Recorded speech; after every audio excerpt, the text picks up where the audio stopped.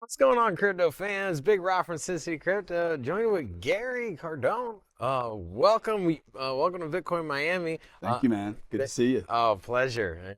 I had you on the show one time. We patched in a video call, but it's great running into you in person. Also met you at a consensus Right, in right. Austin, Texas. Got a So bloody colon consensus that I brought home with me. I did A too. lot I of people think I got it. think. Nobody wanted to talk about it. Oh, It hit okay. my chest hard. Man, I actually just got over that Yeah, like a week ago. yeah. All right. Well, so what's your first impressions with Bitcoin Miami? The Well, city, it's the about conference? the city's a great city. Too many Ferraris that can't get out of first gear. That's why I like St. Pete. If you have a Ferrari, you can actually get out of first gear in St. Pete. Yeah. All these Lamborghini. Um, no, it's awesome. It's a great city. This is the greatest show on earth for digital assets. It's a bit smaller than it was last year, quite a bit, and I think that's actually a good thing. Yeah. The quality of people here is, I think, improved. Um, the mining guys are taking up a lot of square footage, of course. I'm not sure how long that's going to last, but a lot of software developers, and there are a lot of professionals here that I had not seen before. Mm-hmm. Professional firms, lawyers, tax advisors, accounting, forensic type.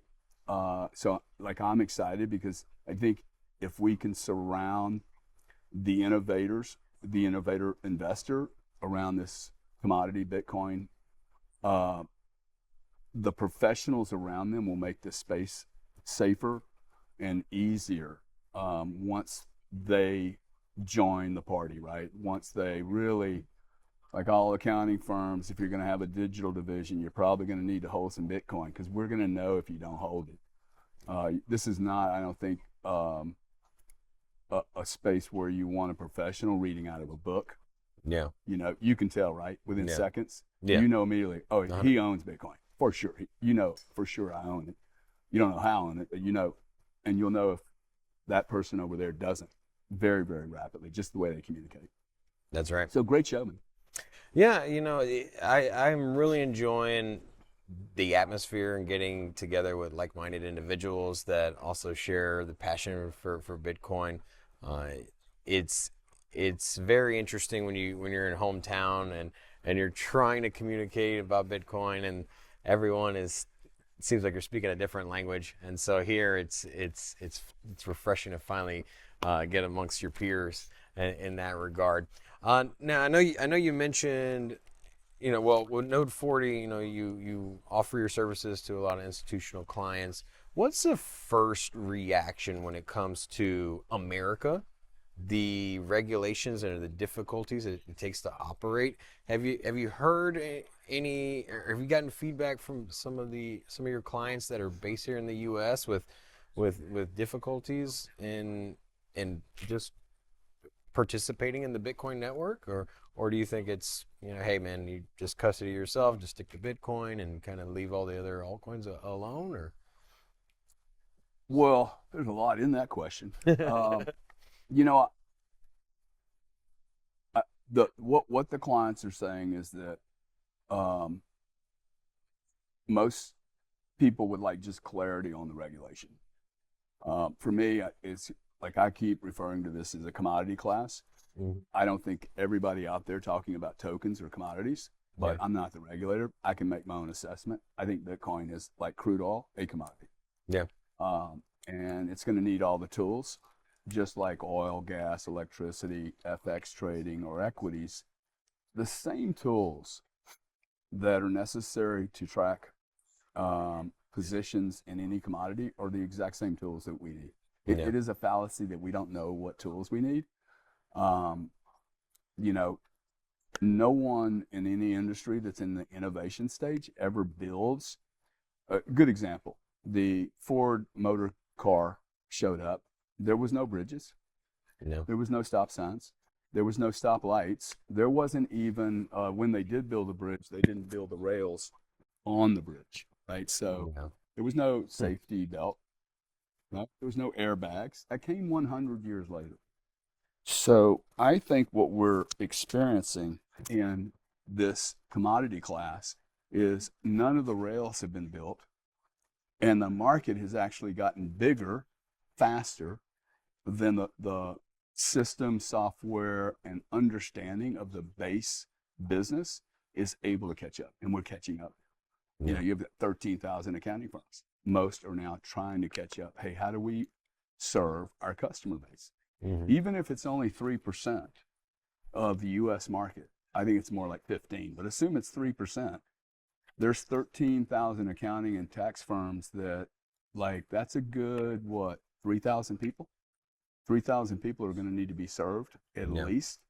48 million people have checked the box in the United States on having a digital asset, which at some point is going to be audited. I think if you're holding Bitcoin, Ether, or anything else, you're going to be audited. Assume you will be audited, and assume that you will have to pass a very heavy scrutiny, and that the more clarity I can give to a regulator, an enforcer, an audit firm, a tax collector, the more clarity I can give them, the less I'm going to have to spend in professional fees, time, worry, fear. Like, if I want to invest $1 million into Bitcoin, I don't want to worry about what it's going to, losing it. I don't want to Yeah. worry about having to protect it 10 years from now from not having the reporting. And the government comes in and says, look, you don't have the reporting, so we're just going to take it. Which Right. is what I would do if I was the government. If you can't show me in 10 years what you did, I'm going to take it. Right? Yeah. I should take it. So I think it's up to us when you start investing this kind of volume.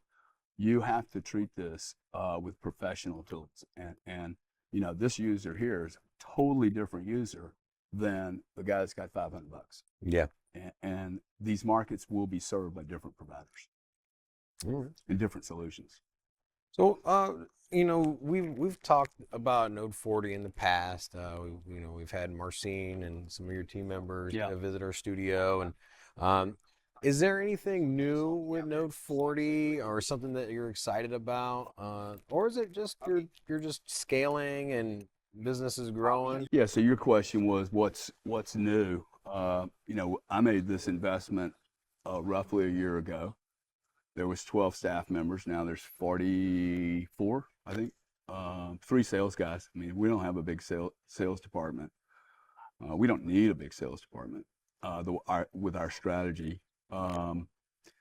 We just hired Norm Hanaha, who's ex-partner from Ernst & Young, which I think is really a key validation in our business model. When you have a ex-partner, came out of Chainalysis, but an ex-partner at EY, who would join a little software company like ours, when he could have worked, he had job offers from every top accounting firm in the world, says a lot. And because he understands that particular accounting, forensic, tax world, has a long way to go to, like, hey, how do you handle 48 million users? And Yeah. all these 48 million users have different, very, very different needs. So that's really exciting. We just created an ultra wealth division that's going to be run by David Jimenez, where we're going to go to family offices and talk to those advisors to help them with this tool. Again, this is a really sophisticated P&L, for lack of a better word. It's a dashboard that allows you to drill into a P&L and see every one of your positions on an exchange, off an exchange, in a wallet, whether it's 8 years old or 8 days old. And one of our messages to people holding Bitcoin is you need to think about, like, if you're really a hodler, you're going to need a histogram for your hodl period. Yeah. Right? And don't forget, 50% of the people that have Bitcoin today are going to have a divorce. 100% of the people are going to die. Yeah. And you need to, I am thinking about, okay, I'm brilliant. I'm buying Bitcoin, right? I'm putting a lot of time and energy into the space. When I come to transfer these to my kids, let's say I die or I have a, family problem, I need to be able to, like, transfer also not only the keys to the kingdom, but a track, a historical track record for what Dad did. Yeah. And if you can't show that history, I mean, imagine how many times you're going to move Bitcoin across how many wallets over 15 years if you're a hodler. It's going to move wallet to wallet, back into an exchange, back over here. I used it to fund Node 40. What's my cost base there?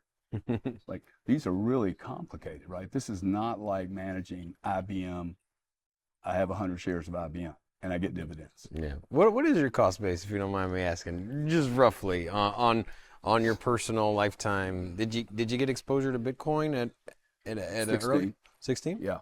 I find it amazing that so few people know their cost base. Yeah. And I think the way I look at cost base is I look at it in almost buckets.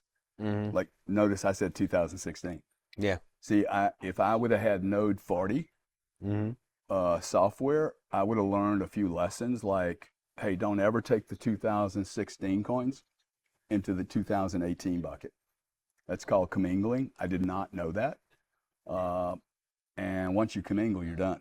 So now you've lost the advantage of being able to keep those $8,000, I think that's what it was, $8,000, $8,000 coins in a separate bucket that has a different tax implication versus pushing them in another bucket at 29,000 or 69,000. And now you've weighted average.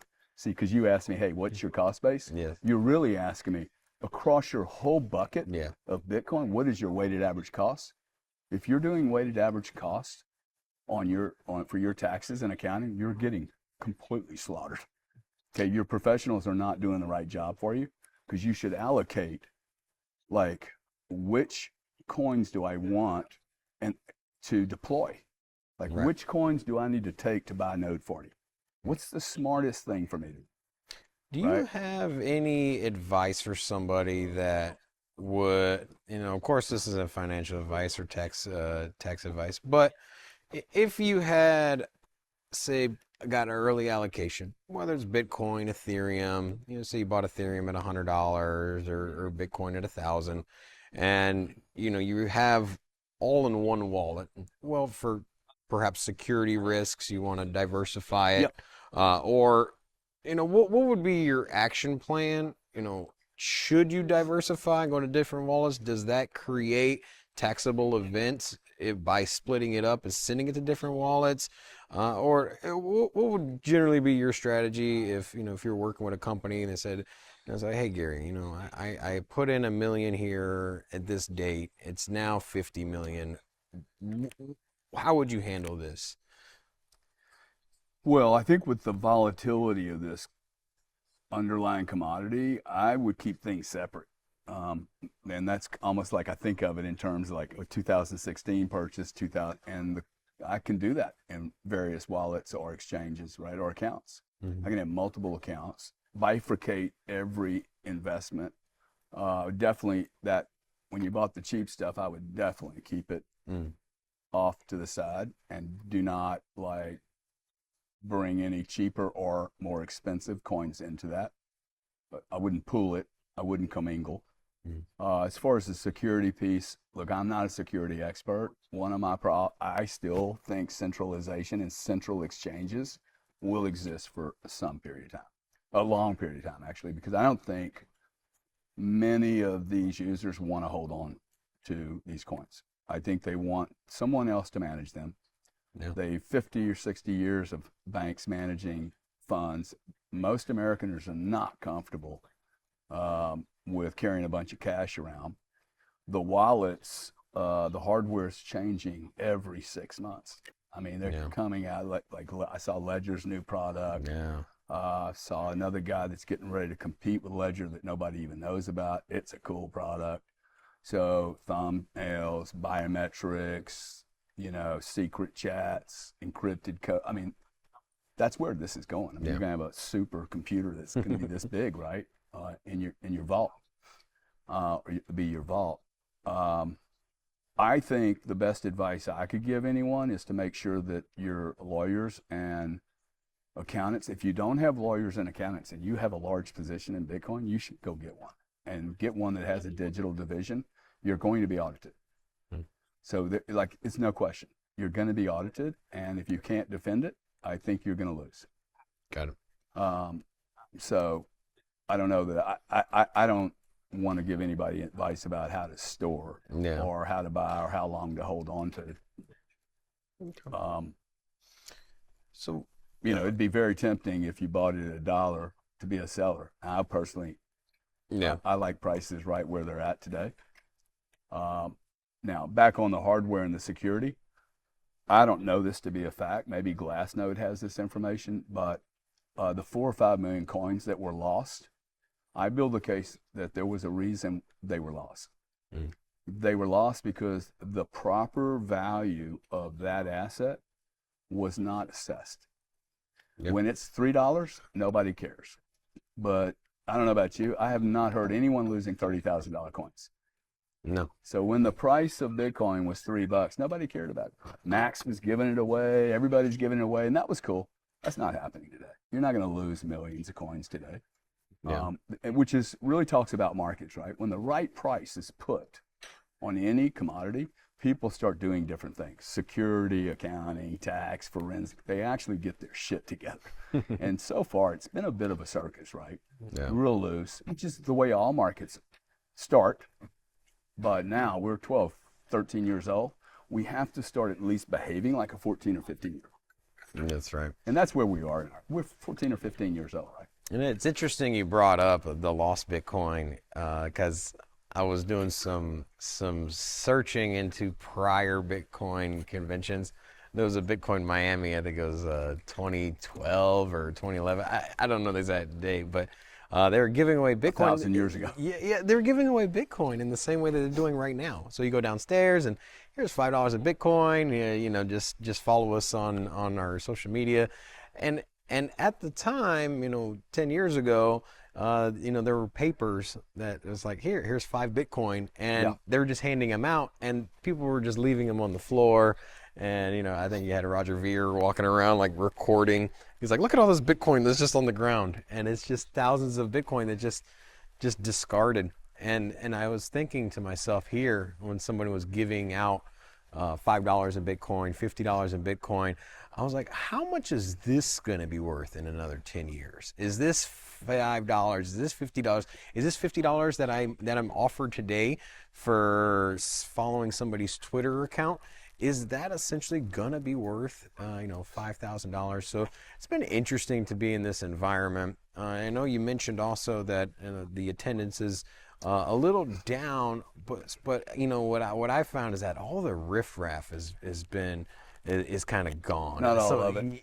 Not all, but it's getting squeezed out. yes. Okay, it's going to get run out of town. The brush has been burned, and we're seeing what's left. As a relatively new player here in this space, because I didn't know everybody. I'd made investments a long time ago.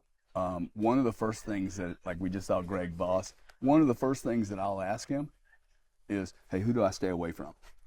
Okay. And for me, like, I build really good businesses. I mean, the government's chasing me right now over a problem that we did nothing wrong on, but like, I don't want to get involved with, I don't need to get involved with dodgy people or dodgy projects. There's so much opportunity Yeah. to do this cleanly. You don't need to do this with a shortcut. So that's the first thing. Stay away from the enemy, and the enemy is us. By the way, it's not the government. It's us. And I like it when building businesses in these periods when you have contraction is the best time to build a business. Of It's course. tougher, but it's all your muscles. Actually, you don't have cheap money. Nobody's giving stuff away for free. That's really good. With Bitcoin and in crypto, especially traveling to these conventions, so it intermingles with traditional finance. And so we've been to, and especially being based out of Las Vegas, we've been to like Money 2020. Yeah. So we've been, show, huh? yeah. So we've been to more of the traditional financial, and I go there and I realize there's a lot of scammy, suspicious players in that space too. And I go to realize, I'm like, this negative connotation that crypto has, that everything is a scam. And you know what? I think I saw more dodgy projects at the traditional financial conventions than I have at the crypto ones as of lately. So it's interesting. Real quick, what is? I think on that point, the payment industry has massive amounts of issues. Yeah. And some of those issues, I mean, our particular case is you like, you have the regulators that want to. You've had for decades, the card schemes and the payment companies charging different prices, what I call discrimination, really, over, like, why does a grocer pay 0.5% for processing, and then, a guy selling adult, which I'm not a big fan of, but I look at adult or pornography or whatever, is it legal? Does it have a merchant category code? Yes, it is legal. And why would a merchant who's selling under a legal MCC code be priced differently than another guy with an MCC code that's a grocer? If there's no more or less real true fraud, why would you charge more? Why would you tell a merchant that they can't have certain rights under Visa, MasterCard, American Express, and Discover just because of their merchant category code? I mean, does crypto break down these barriers? Oh, totally. Okay, first off, you're not going to have some of these problems. Okay, I don't get declined on crypto. Okay, right. Now I don't personally get declined on credit cards either, but I have one. I don't have 15 credit cards. It won't have the refund problem. 8% refunds in payments is normal today for e-commerce. Wow. That used to be a fraud stat. If you were at 8% refund, something's wrong. Then the card schemes and all the security people and risk players said, hey, refund more and you'll get less chargebacks. Well, this year you're going to have 650 million chargebacks. That is up 10x from when we started this business. You're losing $1 trillion. There's 62,000 people in the disputes business in payments, $6 billion of overhead a year, and the disputes keep going up. Okay, so the cost to protect is going up. Declining transactions on credit cards is going up. Refunds are going up, and chargebacks are going up. All these indicators are going in the right. They're supposed to. I refund more, chargebacks go down. Now that's not happening. Everything's going up, and then more cost, more fraud fees, more fines. So I think payments is riddled with 30 years of bad plumbing, of what looks like a bunch of banks involved. They're not a bunch of banks. There are very few banks involved in the payments industry. There are thousands of vendors all getting their piece. And imagine, like, carrying a kilowatt of energy across a wire, and you have to trip through 14 transformers, all owned by someone else, all getting a clip. That's not going to be an efficient market, right? And we don't see that in Bitcoin. You're not tripping through so many vendors.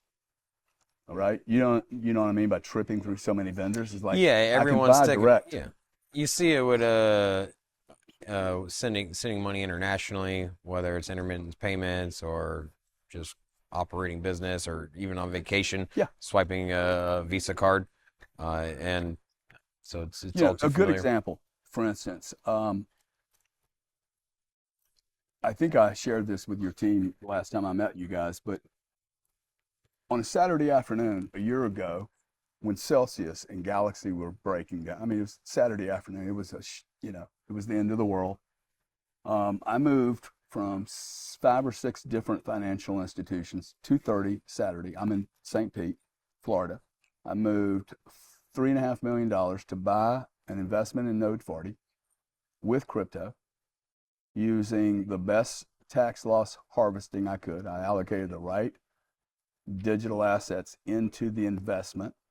Saturday afternoon, did it in 12 minutes from 5 banks, flawless, not one penny, no refunds, no declines. Perry Wooden, our CEO, receives it within 2 minutes, cleared, done, handled, $3.5 million, $12 in fees, no wire transfers, no failures whatsoever. I was expecting a 30% failure rate. 0 failures, 1 try, flawless. It was. How long did it take? He said 12 minutes. 12 minutes from 5 banks. Now imagine if I'd have done that with a wire. It would have taken me 5 hours from those 5 banks. I would have had to talk to 3 or 4 different human beings, shared a bunch of Social Security detail numbers with them. Yeah. That exposes me. And then my friend Perry would have gotten the money 3 or 4 days later. Okay. In this instance, he was able to cash out, put them in stable coins, and we were able to run our business and keep and still retain some volatility, exposure to the volatility of that underlying asset. So to me, these are great case studies. Okay. This isn't about buying some bubble gum. Like, I'm not going to use Bitcoin to buy bubble gum, but it would make sense for a guy like, I think you're going to see some large Bitcoin holders start to look at, hey, I do want to move. I want to remove some of my volatility. We hope Bitcoin's going to remain volatile. That's a good thing. Okay. You ain't going to go up 140% without, flushing a lot of people out with the volatility. I mean, they're consistent volatility, but you're going to go up and to the right over a period of time. If you're not flushed out, if your position's not too large, okay, you guys get all squeezed out. Your position got too large, and then your basic first principle thesis gets broken, which is, my position's too big. I got to get out. You shouldn't have gotten your position this big. You don't need leverage on this stuff. Okay, let the market use the leverage. So, as of lately, the bear market is in full swing when it comes to this bad narrative followed by bad narrative. U.S. Crypto's dead in the United States. The headlines Bitcoin are will triple if they try to run this out of the U.S. Bitcoin will triple. I actually hope they try to run it. It'll be the best thing for Bitcoin. Yeah. This is not a U.S. product. Well, what are you excited about the most with Bitcoin or crypto or this convention? Just like what are you excited about in the digital asset space? What do you talk amongst your team and be like, hey, is it just the growth of the network and the price targets, or is it just the adoption of the technology replacing what's old? What are you the most excited about? The most excited is the quality of the people. I know that's not the answer that you were looking for, but one of the things that makes me really, really comfortable with this space is the amount. Like, I had dinner with Mark Yuska last night. I'm like, look at all this gray hair guys showing up. I mean, we don't have to be here. Okay, like, I've got people literally asking me, why are you coming to this, dude? You don't need to work like this. And that's true, I don't. But if I didn't do this, I'm not going to meet Teresa. I'm not going to meet you. I'm not going to meet Marcia. I'm not going to have dinner with Mark Yuska. I'm not going to meet Greg Boss. I'm now meeting with some really, really smart, innovative guys. Some of us will fail, okay? These are high-quality human beings that want to make an impact on the world for the better. And I mean, I thought me and Yusko were going to cry 2 or 3 times last night because we're talking about blockchain helping change education because we see so many problems with the education system. So this isn't just about, hey, I'm going to get rich. I'm already rich. So like it's not going to move. I mean, it's not going to move my needle. I have 1 car. I'm not going to have 14 cars, 14 houses. I don't want all that stuff. I actually would prefer to rent and keep buying Bitcoin. Because I would like to, do something transformational for the planet. And I think by actually making a statement, hey, I'm going into this asset class and I'm meeting really high quality people who've built businesses. These people have built businesses in very traditional industries, from pension funds to energy companies. So anytime you have this much intellectual capital moving into a market, the market always works. Like, the amount of people leaving Wall Street to come into crypto is amazing. And I think it's some of the very best talented people that have a lot of options. They are the ones leaving and coming into this space. And that's very, very interesting to me. We can't all be stupid. Okay? We can't all be wrong on this because there's just too many, the Michael Saylors of the world. I mean, say what you want about that guy, but he has put his entire belief system on the public counter for him to be crushed. And I take my hat off to the guy having the balls stand up against real traditional viewpoints. Oh, no, we don't do this. I really take my hat off. I cannot imagine the amount of heat he has taken in the last 18 months. Well, I'll say for the people in the space, the good people, and you're one of them, man. Yeah, well, and so you young guys like us, yeah, don't you? You like the old guys coming in, as long as we're not, trying to stop and block, right? Yeah, I'm 40. Is that true, though? I'm 40. You're young, dude. Yeah, so 40 today is like 27. You're probably still growing your bone marrow. Probably, you know. Well, the Bitcoin network's a little stronger with you in it, so Thank you. I It's really kind. appreciate you. And It's going to take a crew.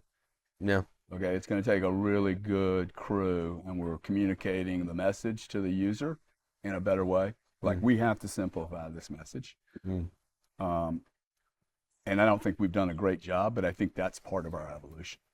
So I sent my sister, it's funny. I tell this story about funding Node 40 with crypto on a Saturday afternoon. I sent my sister $250 from one of my exchanges, and she's 75. That was 4 weeks ago. She still has not figured out how to get the 250. And my barometer for when we turn the corner and go like really global, like we really start to get speed, is when we have an ability for a 75-year-old woman not to have to understand all that stuff and to be able to accept it, yeah, right? And so I think we're close. Maybe 18 months out, I think technology is going to fill a lot of gaps that we currently have. This cannot just be for heavy tech, like yeah. I don't want to have to go through all that. Yeah. I need to make it easy. The person not plugged into the financial network doesn't need to know how Cash App works. Don't- It doesn't matter. I don't know how my Range Rover works. Hmm. Okay, but I do 120 miles an hour if the cops aren't around. So that's your one car? I will do 120 and I'll be happy about it, but I don't understand anything about the vehicle. Okay, I wouldn't know where to put the oil. I barely know how to do the damn gasoline. But I think that's a good example, right? I don't know how a computer works, but I use it every day. I don't know how the phone works. I use it every day. Got it. All right, well, it was a pleasure. Thank you, man. And Always good to see you. yeah, well, we'll have you back on the show here in the future, and best of luck with No 40. Thank you.